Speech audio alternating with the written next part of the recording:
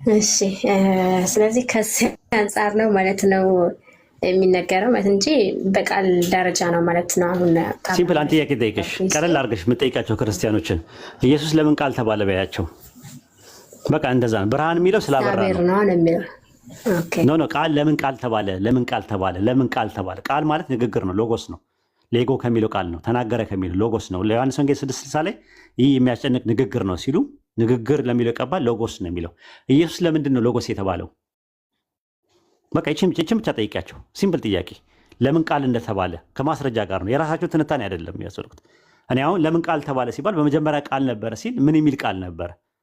የምድር አሕዛብ ሁሉ በዘር ይባረካሉ የሚል ቃል ነበረ። ዘር እንደሚያመጣ የተስፋ ዘር እንደሚመጣ ቃል ነበረ ከጥንት ጀምሮ በነበሩ ነቢያቶች። ያ ቃል ድንግል ማርያም ማፀን ውስጥ ጊዜው ሲደርስ ገላትያ 4:4 ላይ እንደዛ የዘመኑ ፍጻሜ በደረሰ ጊዜ እግዚአብሔር ከሴት የሆነውን ልጁን ላከ ነው የሚለው። የሆነውን ጌኖማይ ነው የሚለው። ከሴት የተወለደውን የሚለው ግሪከኛ ጌኖማይ ነው የሚለው። ሉቃስ ወንጌል ምዕራፍ 1 ላይ ተመልከች። እነሆ ትጸንሻለሽ አለ። ጽንስ ወንድ ልጅ ትወልጃለሽ አላት። ስሙን ኢየሱስ ትይዋለሽ። ጌታ አምላክም የአባቱን የዳዊትን ዙፋን ይሰጠዋል አለ። ከዛስ ምን አለ? መንፈስ ቅዱስ ይሄ ወንድ ሳላውቅ እንዴት ሊሆን ይችላል? መንፈስ ቅዱስ በአንቺ ላይ ይመጣል፣ የሉ ላይ ይጸልሻል አለ። ከአንቺ የሚሆነው ጌኖማይ የአንቺ የሚወለድ ነው የሚለው ጌኖማይ ከአንቺ የሚሆነው የአምላክ ልጅ ይባላል አላት። ከአንቺ የሚሆነው ቅዱስ የአምላክ ልጅ ይባላል አላት። ከማርያም የሆነው ነገር አለ፣ ማዕፀኗ ውስጥ ፕሮሰስ ያደረጋል፣ እሱ የአምላክ ልጅ ተባለ። ይህንን ነው መጽሐፍ ቅዱስ የሚናገረው። መዝሙረ ዳዊት ምዕራፍ 131 ቁጥር 11 ስትመለከቱ እግዚአብሔርም ለዳዊት ማለለት አለ። ማን ማለለት? ዘዳግም 6:4 ላይ ያለው አንዱ እግዚአብሔር ማለለት። ምን ብሎ ማለለት? ከወደ ፍሬ በዙፋን ላይ ያስቀምጣለሁ አለው። ራስ ይመጣለሁ አለው? ኖ አላለውም። እንደዛ ከወደ ፍሬ በዙፋን ላይ ያስቀምጣለሁ አለው። ሁለተኛ ሳሙኤል ምዕራፍ 7 ቁጥር 14 ላይም እንደዛ ነው ያለው። አንተ በአንቀላፋ ጊዜ ከወገብ የሚወጣ ዘርን አስነሳለሁ አለው። እኔ አባት ሆኖ አለው እርሱም ልጅ ሆነኛል አለ። ለዛ ለዘሩ ዘሩ ምንድን ነው? ሲድ ነው ራሱ። ያ ሲድ የዳዊት ዘር ነው። ያ ዘር ድንግል ማርያም ማፀን ውስጥ ፕሮሰስ አድርጎ የመጣ ነው። ሉቃስ 1:33 ላይ እንደዛ ነው። አንቺ የተባረክሽ ነሽ፣ የማፀንሽን ፍሬ የተባረከ ነዋል። የማፀኗ ፍሬ ምንድን ነው? እንቁላሉ እኮ ነው። ተባርኮ ምን ብሏል? ያለ ወንድ ዘር ማቴዎስ 1:20 ላይ ከእርሷ ኢሳያስ ላይ የዘላለም አምላክ የሰላም አለቃ ተብለህ ትጠራለህ ሲል እሱ የሚያወራው ስለ ሕዝቅያስ ነው። እሱ እነግርሻለሁ። እሱ ስለ ሕዝቅያስ ስለሚባል ንጉስ ነው የሚያወራው። በወቅቱ የተወለደ አማኑኤል የሚባል ሕፃን ልጅ አለ። እሱ ምንድን ነው እንደ ኦቨርዶዝ እንዳይሆንብሽ ብዬ ነው እንጂ ኢሳያስ ላይ 7:14 ላይ የጠቀሰው አማኑኤል የሚባል ሕፃን ልጅ አለ። እናትየውም ወልደዋለች 8:3 ላይ ነቢይቱ ወለደችው ይላል። አማኑኤልን እዛው ኢሳያስ ያናገረው ነበር አማኑኤል የሚባል ሕፃን። ከዛ በኋላ ኢሳያስ 9:6 ላይ ሕፃን ተወልዶና ወንድ ልጅም ተሰጥቶናል፣ አለቅነትን በጫንቃ ላይ ነው፣ ስሙም ድንቅ መካር፣ ኃያል አምላክ፣ የዘላለም አባት። ስሙ ነው የሚለው የዘላለም አባት ይላል። የዘላለም አብ ይላል። አብ ነው እንደ ኢየሱስ አብ የሚለውን ኃያል አምላክ የሚለውን ለአምላክነቱ ከተጠቀማችሁ የዘላለም አባት ወይም የዘላለም አብ የሚለውን አብ ነው ለሚለው ለምን አይጠቀሙ? የዘላለም አብ ይለዋል። አብ ማለት አባት ማለት ነው። የዘላለም አባት ኢተርናል ፋዘር የሚባለው ነገር ግን አብ አይደለም። ኢየሱስ አብ አይደለም። አብ ነው ብለሽ ታምኛለሽ አንቺ? ኖ እኔ አላምንም። እንደዛ ለምን ታዲያ የዘላለም አባት ይለው የለ እንዴ? የዘላለም አባት ይለዋል ኢየሱስ። ስሙ ነው። አሁን ይኸውልሽ ምን ይልሻል መሰለሽ? ስሙ ነው እንጂ ምንነቱ አባት ነው ማለት አይደለም። በምንነት አብ ነው ማለት ወይም ማንነቱ አብ ነው ማለት አይደለም ነው የሚሉት። ታዲያ ኃያል አምላክ የሚለውን በዚህ ሂሳብ ለምን አትረዱትም? ስሙ ነው የሚለው። ኃያል አምላክነት የሚለውን ተቀብለው የዘላለም አብ የሚለውን ለምንድን ነው የማይቀበሉት? አብም አምላክም ኤልጌቦር እና አብያድ ነው የሚለው። አብ የሚለውንና ኤል የሚለውን ነገር ኤል የሚለውን ለአምላክነቱ ከጠቀሙ አብ የሚለውን ለአባትነቱ ለምን አይጠቀሙም? ኢየሱስ አብ ነው ብሎ ለምን አይጠቀሙም? እንደዛ ከሆነ አይ የሕፃኑ ስም ነው። አብርሃም የሚባል ስም አለ። አብርሃም ማለት የሁለት ቃላት ውቅር ነው፣ የብዙሃን አባት ማለት ነው። ግን አብርሃም አብ አይደለም። አቢጋኤል የምትባል ሴት አለች፣ የዳዊት ሚስት፣ የመደሰት አባት ማለት ነው ትርጉሟ። ግን አባት አይደለችም፣ ሴት አባት አትባልም፣ እናት እንጂ። አቢጋኤል አብ የምትባል አለ። ኤልያስ የሚባል ስም ሰው አለ። ኤል ማለት አምላክ ነው። ያህ ማለት ያህዌ አምላክ ነው ማለት ነው። ግን ኤልያስ ስለተባለ ኤል የምትለዋ ፕሪፊክስና ሰፊክስ ሆና መነሻ ቅጥያና መድረሻ ቅጥያ ላይ ስለመጣች ኤል የምትባሏ ስለመጣች ኤልያስ አምላክ ነው ብለሽ አትይም። እዚህ ጋርም ኤልጌቦር ነው የሚለው። ኤልጌቦር ማለት ኃያል አምላክ የሚለው ስሙ ነው፣ የሕፃኑ ስም ነው። ስሙ ነው እንጂ ማንነቱም ምንነቱም አምላክ ነው ወይ አባት ነው እያለ አይደለም። አማኑኤል የሚለው ፍጻሜ ታዲያ ለምንድን ነው ማቴዎስ ላይ የተነገረው? ድርብ ትንቢት ነው። ድርብ ትንቢት ነው። ለሁለት ሰዎች ነው በወቅቱ የተወለደ አማኑኤል አለ። ልክ ሆሴዕ 11:1 ላይ እስራኤል ሕፃን በነበረ ጊዜ ወደድኩት፣ ልጄን ከግብፅ ጠራሁት፣ አብዝቼ በጠራው ለጣዖት ይሰዋና ያጥን ነበር አለ። ልጄ የሚለው ማንን ነው? እዚህ ጋር ለጣዖት ሲሰዋ የነበረው በምድረ በዳ ማን ነው? የእስራኤል ሕዝብ አይደለም እንዴ ልጅ የሚለው? ዘጸአት 4:22 ላይ ባለው ጥቅስ መሰረት እስራኤል የመጀመሪያ ልጅ ነውና ልቀቅ አለ ፈርዖን። ከለቀቀ በኋላ ግን በምድረ በዳ ለጣዖት ይሰዋና ያጥን ነበር። ልጄን ከግብፅ ጠራሁት የተባለው እሱ ነው አይደለ? ስለ እስራኤል ሕዝብ ነው አይደለ?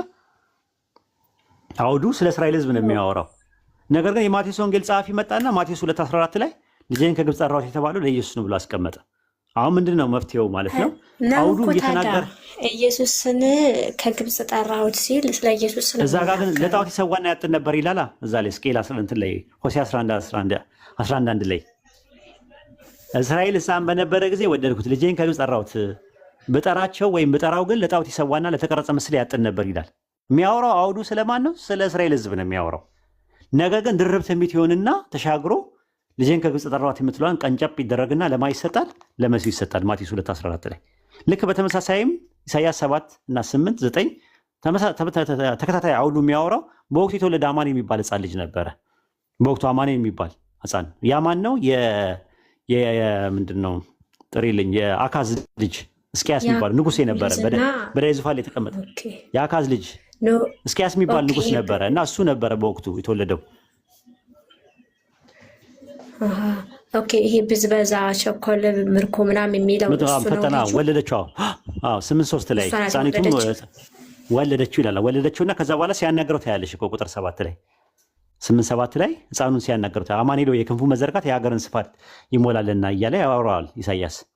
ስለዚህ አማኑኤል ሆይ እያለ የሚያናገረው ማን ነው? በወቅቱ የተወለደውን ሕፃን።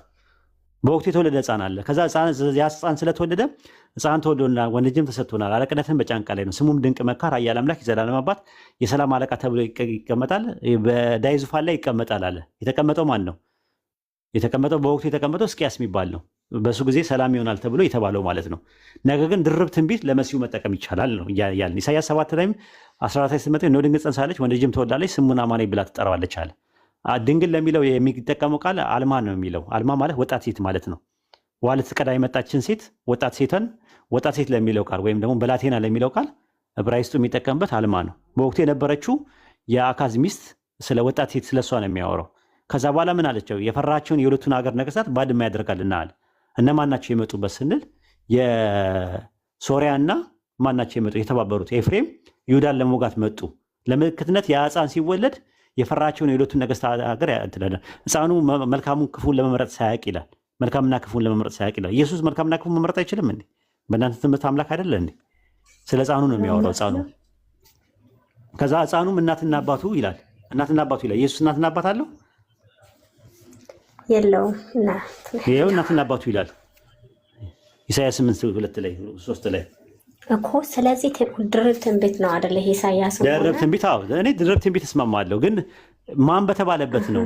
የድንቅ መካር ኃያል አምላክ የዘላለም አባት የተባለው መጀመሪያ ለሕዝቅያስ የሚሰራ ከሆነ ሕዝቅያስ የዘላለም አባትና ኃያል አምላክ ነው ወይ ነው ጥያቄው። አሁን ገባኝ። አይደለም ይሄኛው ትንቢት ለኢየሱስ ነው፣ ያኛው ትንቢት ደግሞ ለአካን ለዛ ለተወለደው ልጅ ነው። መትና አማኑኤል ተብሎ ተወለደ እኮ ሕፃን ተወልዶልናል ያሉት እኮ ያኔ ነው። ሕፃን ተወልዶልናል ወንድ ልጅም ተሰጥቶናል ይላል። ስለዚህ ያንን ነው የሚያመለክት። ሕፃን ተወልዶልናል ኦልሬዲ በወቅቱ ተፈጽሟል። ግን በድርብ አድርገሽም ለኢየሱስ ብትጠቀሚ ችግር የለውም። ለምን? ችግር ስለሌለው ማለት ነው። ግን ምንድነው የመጀመሪያ የነበረው ሕፃን ኃያል አምላክ የዘላለም አባት የሰላም አለቃ የተባለው ስሙ ነው እንጂ ማንነቱ አይደለም፣ ምንነቱም አይደለም። በምንነቱ ምን አይደለም? አምላክ አይደለም። በማንነቱ ደግሞ አባትም አይደለም። ያ ሕፃን ሕዝቅያስ እንደዛ አብ ሊሆን አይችልም፣ አምላክ ሊሆን አይችልም፣ አብ ሊሆን አይችልም። አብ ሌላ ነው። ምክንያቱም ኢሳይያስ 9:6 ላይ እዛ ላይ ሕፃን ተወልዶልናል ወንድ ልጅም ብሎናል ይላል። ተሰጥቶናል ይላል። ሰጪ አለ ማለት ነው። ተመልከች፣ ሰጪው እንዴት አብ ሊሆን ይችላል? እና ደግሞ ወንድ ልጅ አይልም። ሕፃን ተወልዶልናል ወንድ ልጅም ተሰጥቶናል። አምላክ ወንድ ልጅ ነው አይደለም? አይሽ ተመልከች። ስለዚህ ኃያል አምላክና የዘላለም አባት የሚለው ለሕፃኑ የተሰጠ የማዕረግ ስም ነው። ስሙም ነው የሚለው ስሙም የማዕረግ ስሙ እንዲህ ተብሎ የሚጠራ ነው አለ። ኢየሱስ ኃያል አምላክ የዘላለም አባት የሰላም አለቃ ተብሎ የተጠራበት ጥቅስ አዲስ ኪዳን ላይ አታገኝም።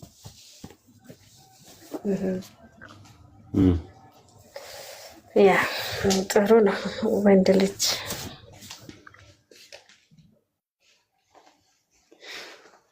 ዛሬ ይበቃሻል። ወደ ሌላ ነገር እንዳንሄድ ነበር የፈለጉት። ኢንሻአላህ በርቺ። አላ በርታሽ። ኦኬ፣ አመሰግናለሁ። ቴንኪው።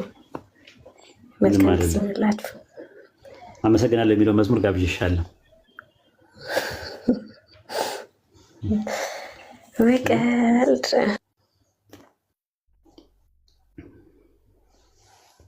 የተቀዳ ስላለ የነቢያት መንገድ ላይ ገብታችሁ አዳምጡ። ዛሩ አለሽ። አሰላሙ አለይኩም ወራህመቱላሂ ወበረካቱ።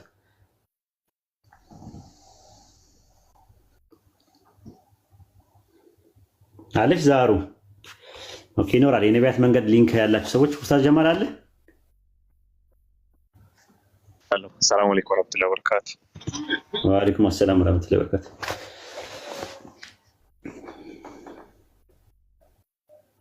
ሰው ክርስቲያን እናስገባ። ኧረ እኔ ደክሞኛል፣ ምሳ መብላትም አለብኝ።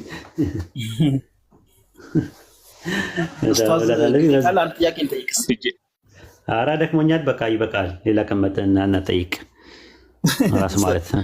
ደስ የሚለው ነገር ክርስቲያኖች ከ2 ዓመት ጀምሮ ቲቶ ከመጣበት ጊዜ ጀምሮ ሪከርድ እያደረጉ ቁጭ ያደርጋሉ።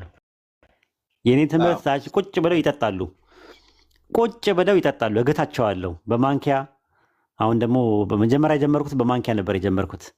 አሁን ደግሞ በጭልፋ ነው የጀመርኩት። አሁን ደግሞ በአካፋ ነው የሚጀምረው። ደግሞ ቆይ በአካፋ በደንብ አድርጌ እገታቸዋለሁ እስኪ በቃቸው ድረስ ሳፈልጉ። ከዛ ደግሞ በዶዘር ምናምን እናደርገዋለን ኢንሻአላህ። እኔ ያወኩት እንደዛ ነው። እንዴ እንደዛ አንተ እኔ የቀዳሁትን እንኳን ራሱ ይዤ አላውቅም። እንኳን የሰው ላዳመጥ ይቀርና ጊዜም የለኝም።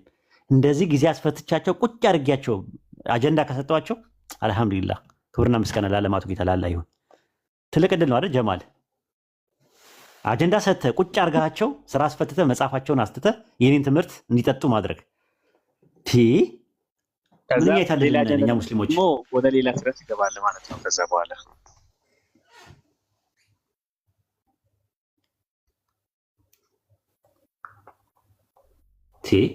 በጣም ትልቅ ዕድል ነው ጀማል። ይህን ዕድል ማንም አያገኘውም። ለበለበኝ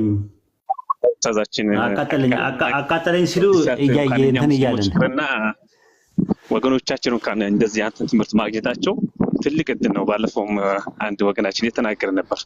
ክርስቲያኖች ልባችሁን ንጹህ አድርጋችሁ ሄዳችሁ ተማሩ በቃ እያለ ነበርና ጀዛከላ ኸይረን አላህ ይጠብቅህ።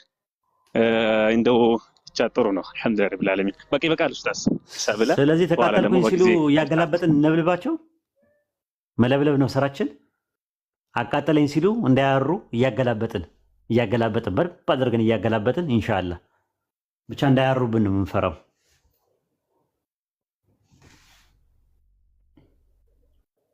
ማረርማ አያሩም። ያሩትማ ሌላ ቦታ አይቶ ሲጠይቁ ነው እኮ። ቅድም እንዳልከውም ያቺ ሙዟን እንኳን ማለት ነው በጥርሳቸው እየቀራች ተቸገሩ እኮ። እኛ ጋር ማስመጥ የበለጠ በስሎ ነው የሚሄድ። ኢንሻአላህ አላህ ከሪም።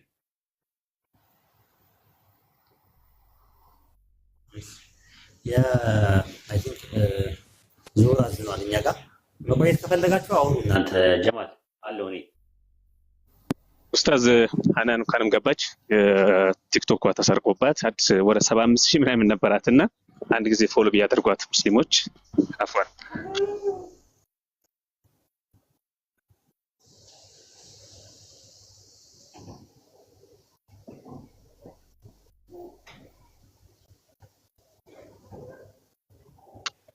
አንዴ ሀናን ፎሎ አድርጓት እሺ። ሁላችሁም ጀዛኩሙላሁ ኸይረን አበረታቷት። አይዋ ማሻአላህ ጀዛኩሙላሁ ኸይረን። እሰይ ፎሎ አድርጓት ሁላችሁም። እዚህ ጋር ያሉትን ወንድሞች ኡስታዝንም ፎሎ አድርጓቸው እሺ። ዛህራንም ሮይና አይዋ ባረከላሁ ፊኩም።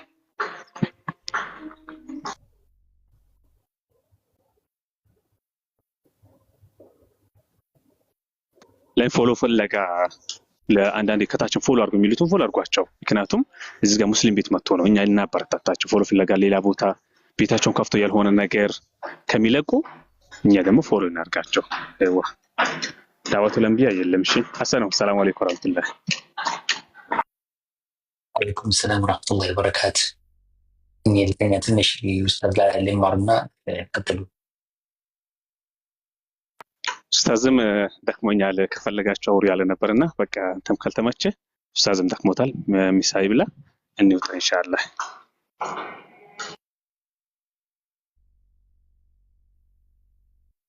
ኡስታዛችን አይሻልም?